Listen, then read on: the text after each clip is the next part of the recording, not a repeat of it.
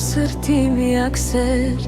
Քո սիրով եմ ապրում դու ես իմ կյանքի տեր Առանց քեզ խենթեմ մոլոր ու անիմաս Քեզ եմ սպասում իմ սրտի միակ հույս Դերսեթե հեյ դերսեթե Almaz amen dersete Dersete hey dersete Nazdar amen dersete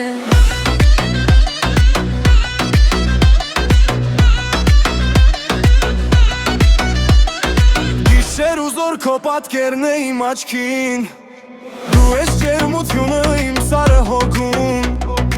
Առանց քեզ աշխարհը դատարկ է ուլու Արի սիրելիս բացիր սիրո դուր Դերսեթե հեյ դերսեթե Almaz amen dersete Dersete hey dersete Nazdar amen dersete Dersete hey dersete Almaz amen dersete Dersete hey dersete Nazdar amen dersete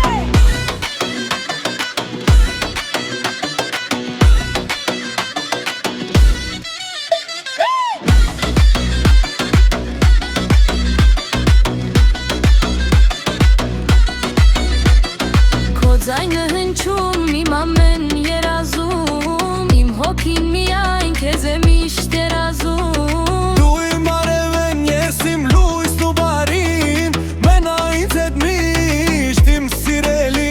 յարին